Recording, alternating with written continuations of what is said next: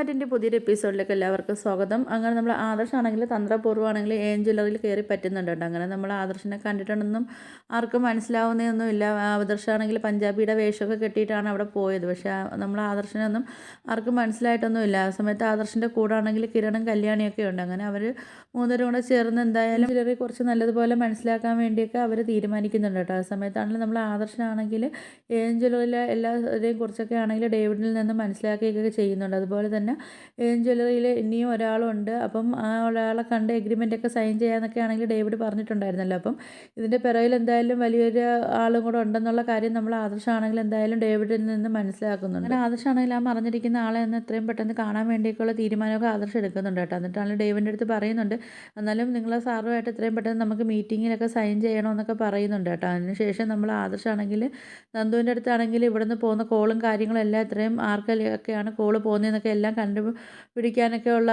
ഒരു ഉത്തരവാദിത്വം കൂടെ നമ്മൾ ആദർശമാണെങ്കിൽ നന്ദുവിന് കൊടുത്തിട്ടുണ്ട് കേട്ടോ. അങ്ങനെ ഇരിക്കുന്ന ഒരു ദിവസമാണെങ്കിൽ നമ്മൾ അബിയും അതുപോലെ തന്നെ നവ്യയും കുഞ്ഞുമായിട്ടാണെങ്കിൽ ജ്വല്ലറിയിലൊക്കെ വരുന്നുണ്ട് കേട്ടോ. അങ്ങനെ അവർ വന്നിട്ടാണ് നേരെ ഡേവിഡിനെ കാണുന്നുണ്ട്. അപ്പോൾ ഡേവിഡ് ചോദിക്കുന്നുണ്ട്, ഇതെന്താ പറ്റി, ഫാമിലിയൊക്കെ ആയിട്ടാണല്ലോ വരുന്നതെന്നൊക്കെ പറയുന്നുണ്ട് കേട്ടോ. അപ്പോഴത്തേക്കാണല്ലോ നവ്യ പറയുന്നുണ്ട്, അല്ല ഞാൻ മാത്രമല്ലേ എപ്പോഴും ഇവിടെ വന്നിട്ടുള്ളൂ. അപ്പോഴത്തേക്ക് അബിക്കാണെങ്കിൽ ഇവിടെ വന്ന് എല്ലാവരെയൊക്കെ ഒന്ന് പരിചയപ്പെടണം എന്നുള്ളൊരു ആഗ്രഹം പറഞ്ഞ് അങ്ങനെ ഞാനും അബിയായിട്ട് വന്നതാണെന്നൊക്കെ പറയുന്നുണ്ട്. സമയത്ത് ഡേവിഡ് പറയുന്നുണ്ട്, അതെന്തായാലും നല്ല കാര്യമായി, എന്തായാലും അബിക്കും കൂടി ഇങ്ങോട്ട് വരാൻ ഒരു ചാൻസ് കിട്ടിയതല്ലേ എന്നൊക്കെ പറയുന്നുണ്ട് കേട്ടോ. എന്നിട്ട് നമ്മൾ നവ്യ അടുത്താണെങ്കിൽ പറയുന്നുണ്ട്, എന്തായാലും ഞാനാണെങ്കിൽ ഒരു ഓഫർ തന്നെയല്ലായിരുന്നു, എൻ്റെ ഭർത്താവിനാണെങ്കിൽ ഒരു ജോലിയൊക്കെ റെഡിയാക്കി കൊടുക്കാമെന്നൊക്കെ ഞാൻ പറഞ്ഞില്ലേ.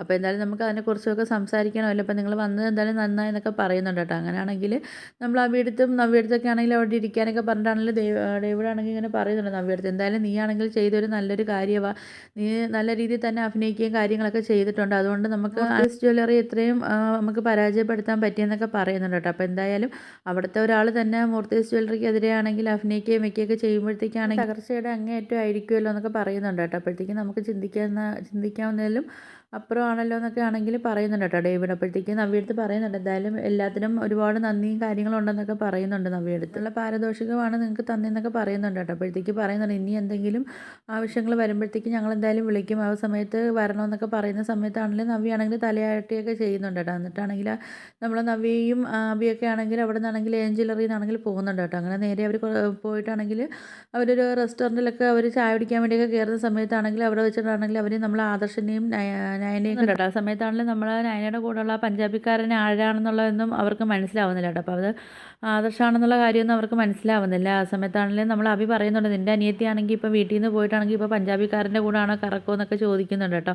അപ്പോൾ ഇയാളെ കൂടാണോ അഴിഞ്ഞാടി നടക്കുന്നതൊക്കെ ചോദിക്കുന്ന സമയത്താണെങ്കിലും നമ്മൾ നവ്യ പറയുന്നുണ്ട്, എന്തായാലും എൻ്റെ അനിയത്തി അങ്ങനെ ചെയ്യത്തില്ല, അവളും അത് കണക്ക് തന്നെ നന്ദുവൊക്കെ ഒരേ പാതയിൽ പോകുന്ന ആൾക്കാരാണ്, അതുകൊണ്ട് അവരങ്ങനെയൊന്നും ചെയ്യത്തില്ല. ഇനി ഇത് എന്താണ്, എന്തോ ഒരു ഗൂഢാലോചനയും കാര്യങ്ങളും ആണ്, ഇതെന്താണെന്ന് നമുക്ക് അറിഞ്ഞേ പറ്റത്തുള്ളൂ. അറിഞ്ഞിട്ടാണെങ്കിൽ ഇതെന്തായാലും നമുക്ക് ഞാനിടയ്ക്ക് ഗൂഢാലോചന എന്താണെന്ന് പറഞ്ഞിട്ട് നമുക്ക് തകർത്തെറിയണം. എന്തായാലും ഇനി ഒരിക്കലും ആദർശമാണെങ്കിലും മുമ്പോട്ട് വരാനൊരു നമ്മൾ ഉണ്ടാക്കി കൊടുക്കാൻ പാടില്ല എന്നൊക്കെ പറയുന്നുണ്ട് കേട്ടോ. അപ്പോൾ ഇനി ആദർശം എവിടെയാണെന്നൊക്കെ നമുക്ക് കണ്ടുപിടിക്കണം, അവരെ തീരുമാനങ്ങളും കാര്യങ്ങളൊക്കെ എന്താണെന്നൊക്കെ നമുക്ക് എന്തായാലും അറിഞ്ഞ് മനസ്സിലാക്കിയിട്ട് അതിനകത്ത് നമുക്ക് തടയിടണമെന്നൊക്കെ പറയുന്നുണ്ട് കേട്ടോ. അപ്പം നിങ്ങൾക്ക് എൻ്റെ വീഡിയോസൊക്കെ ഇഷ്ടപ്പെടുകയാണെങ്കിൽ ഒന്ന് ലൈക്ക് ചെയ്ത് ഷെയർ ചെയ്ത് സബ്സ്ക്രൈബ് ചെയ്ത് കൊള്ള ബെല്ലൈക്കൺ എനേബിൾ ചെയ്തൊന്ന് ഹൈപ്പ് ചെയ്തൊന്ന് സപ്പോർട്ട് ചെയ്യണേ.